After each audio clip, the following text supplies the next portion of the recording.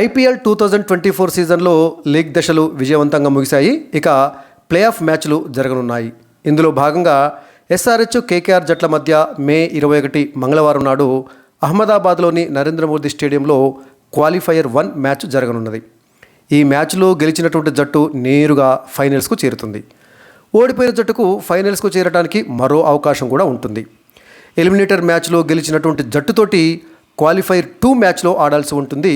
ఈ క్వాలిఫైర్ 1 మ్యాచ్లో ఓడిపోయిన జట్టు ఒకవేళ ఆ మ్యాచ్లో గెలిస్తే అప్పుడు ఆ జట్టు కూడా ఫైనల్స్కు చేరుతుంది. అంటే మళ్ళీ ఈ 2 జట్లు అంటే కేకేఆర్ ఎస్ఆర్హెచ్ ఫైనల్స్లో తలబడేటటువంటి ఛాన్స్ కూడా ఉంటుందన్నమాట. ఈ నేపథ్యంలో అంటే ఎస్ఆర్హెచ్ కేకేఆర్ జట్ల మధ్య క్వాలిఫైర్ 1 మ్యాచ్ జరగనున్నటువంటి నేపథ్యంలో గతంలో ఐపీఎల్లో ఈ 2 జట్ల మధ్య ఎన్ని మ్యాచ్లు జరిగాయి, వాటిలో ఎవరిది పైచేయిగా ఉంది, ఇటీవల కాలంలో ఏ జట్టు ఆధిపత్యాన్ని ప్రదర్శిస్తుంది, అదేవిధంగా నరేంద్ర మోదీ స్టేడియంలో జరగబోయేటటువంటి ఈ మ్యాచ్కి ఒకవేళ వర్షం ఆటంకం కలిగిస్తే ఎలాంటి పరిణామాలు జరుగుతాయి, నరేంద్ర మోదీ స్టేడియంలో గత రికార్డులు ఎలా ఉన్నాయి అనేటటువంటి విషయాలను మనం ఒకసారి పరిశీలిద్దాము. ఎస్ఆర్హెచ్ కేకేఆర్ జట్ల మధ్య ఐపీఎల్లో ఇప్పటివరకు 29 మ్యాచ్లు జరిగాయి. ఇందులో కేకేఆర్ 17 మ్యాచ్లలో గెలుపొందగా ఎస్ఆర్హెచ్ 9 మ్యాచ్లలో మాత్రమే గెలిచింది. అంటే ఎస్ఆర్హెచ్ పైన కేకేఆర్కు స్పష్టమైన ఆధిక్యం ఉందన్నమాట.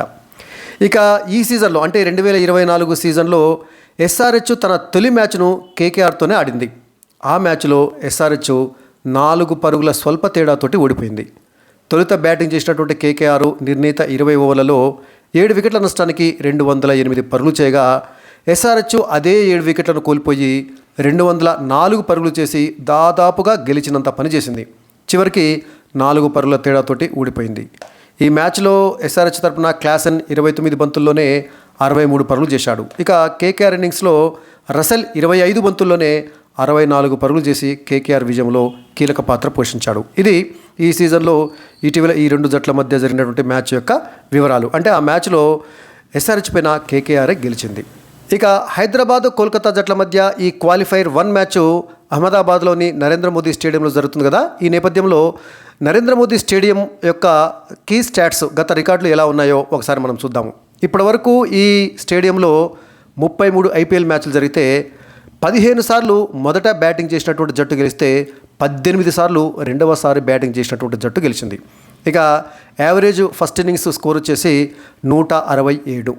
అదేవిధంగా ప్రతి ఓవర్కి ఈ స్టేడియంలో 8.62 రన్ రేట్ చొప్పున పరుగులు తీయటం జరిగింది. ఇక ప్రతి 28 రన్స్కి 1 వికెట్ పడ్డది.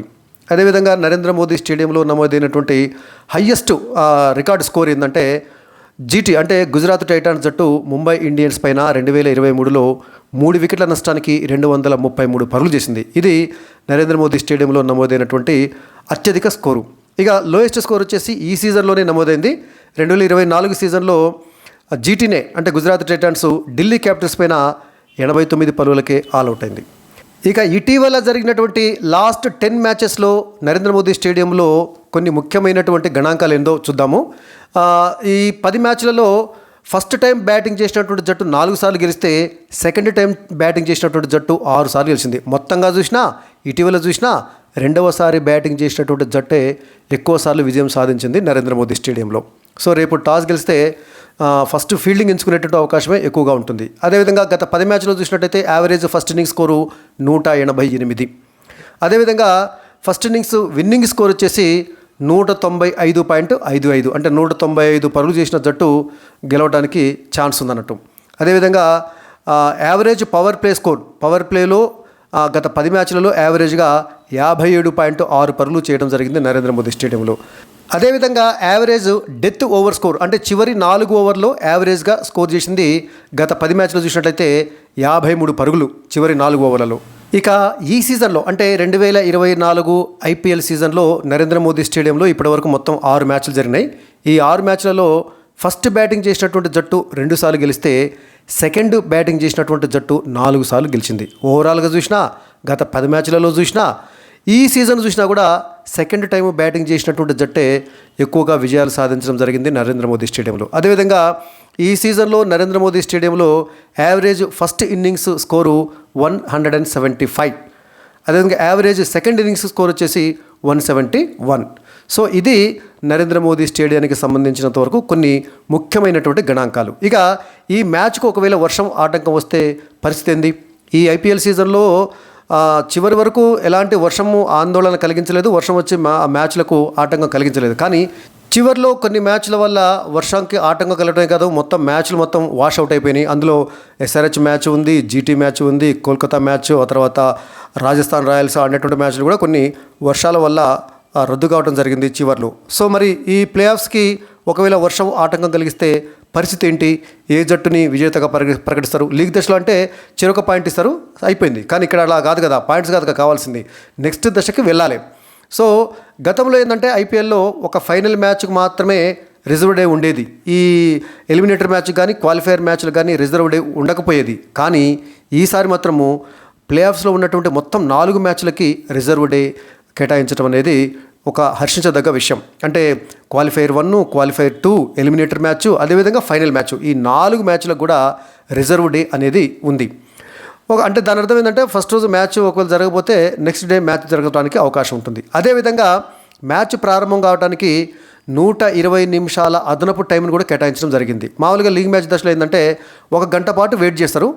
గంట పాటు వర్షం వల్ల ఆట లేట్ అయినప్పటికీ పూర్తి 20 ఓవర్ల మ్యాచ్ నిర్వహిస్తారు. అంటే ఫర్ ఎగ్జాంపుల్ సాయంత్రం 7:30కు జరగాల్సినటువంటి మ్యాచ్ వర్షం వల్ల లేట్ అయితే 8:30కు మ్యాచ్ స్టార్ట్ అయినా కూడా పూర్తి కోట అంటే 20 ఓవర్ల మ్యాచ్ నిర్వహిస్తారు. ఇక 8:30 తర్వాత కూడా మ్యాచ్ నిర్వహించడం సాధ్యం కాకపోతే ఆ ప్రపోర్షనేట్లో ఓవర్లు తగ్గించడం జరుగుతున్నట్టు ఆ సమయం గడిచే కొద్దీ. సో అది 15 ఓవర్లకి, 12 ఓవర్లకి, 10 ఓవర్లకి, చివరికి కనీసము 5 ఓవర్ల మ్యాచ్ అయినా నిర్వహించడానికి నిర్వాహకులు ప్రయత్నిస్తారు. అయితే ఇక్కడ ఏంటంటే ఈ ప్లే ఆఫ్స్ మ్యాచ్కి 2 గంటల పాటు చూస్తారు. అంటే 7:30కు జరగాల్సినటువంటి మ్యాచ్ 9:30 వరకు వర్షం ఆటంకం కలిగిన 9:30కి స్టార్ట్ చేసినా కూడా పూర్తి ఓవర్ల అంటే 20 ఓవర్ల మ్యాచ్ నిర్వహిస్తారు. అది సాధ్యం కానప్పుడు క్రమక్రమంగా ఆ టైంని బట్టి ఓవర్లను తగ్గించడం అనేది జరుగుతుంది. సో మొదటి రోజు కొంత మ్యాచ్ జరిగిందనుకోండి, ఆ తర్వాత రిజర్వ్ డే రోజు ఆ మ్యాచ్ను కంటిన్యూ చేయడం అనేది జరుగుతుంది. సో ఆ విధంగా ఒకవేళ 2 రోజులు కూడా వర్షం వల్ల మ్యాచ్ జరగకపోతే పరిస్థితి ఏంది? అప్పుడు లీగ్ దశలో ఏ జట్టుకైతే ఎక్కువ పాయింట్లు ఉంటాయో ఆ జట్టే తర్వాత దశకు వెళ్తుంది. అంటే ఫర్ ఎగ్జాంపుల్ ఎస్ఆర్హెచ్, కేకేఆర్ జట్ల మధ్య 2 రోజులు కూడా వర్షం వల్ల మ్యాచ్ జరగలేదు. అప్పుడు లీగ్ దశలో కేకేఆర్ ముందు కాబట్టి కేకేఆర్ని విజేతగా ప్రకటించడం జరుగుతుంది. ఆ మ్యాచ్లో ఎస్ఆర్హెచ్ ఓడిపోయినట్లుగా ప్రకటించడం జరుగుతుంది. అప్పుడు ఎస్ఆర్హెచ్కి ఇంకొక ఛాన్స్ ఉంటుంది, అది క్వాలిఫైర్ 2 మ్యాచ్ ఆడాల్సి ఉంటుంది అన్నట్టు. సో ఆ విధంగా 2 రోజులు కూడా వర్షం ఆటంకం కలిగిస్తే అలాంటి నిర్ణయం తీసుకుంటారు. అయితే ప్రస్తుతము గుజరాత్లోని అహ్మదాబాద్లో ఉన్నటువంటి నరేంద్ర మోదీ స్టేడియంలో వాతావరణం మాత్రము చాలా క్లియర్గా ఉంది, చక్కగా ఉంది. వర్షం వచ్చేటటువంటి అవకాశము ఏమాత్రం లేదని చెప్పేసి వాతావరణ శాఖ తెలుపుతుంది. రేపు అంటే మే 21 మంగళవారం నాడు మ్యాచ్ జరుగుతుంది కదా, ఆ మ్యాచ్ ప్రారంభమయ్యే సమయానికి ఆకాశం నిర్మలంగా ఉంటుంది, ఎలాంటి జల్లులు వర్షం పడేటటువంటి అవకాశం లేదని చెప్పేసి కూడా వెదర్ రిపోర్ట్ చెబుతుంది. అది ఒక మనకి సానుకూలమైనటువంటి అంశంగా చెప్పుకోవచ్చు. సో ఈ మ్యాచ్కి ఎలాంటి ఆటంకం జరగకుండా పూర్తిగా ఆట సాగాలని, ఎస్ఆర్హెచ్ విజయం సాధించాలని కోరుకునే వాళ్ళంతా కూడా ఎస్ఆర్హెచ్ అని కామెంట్ సెక్షన్లో కామెంట్ చేయండి.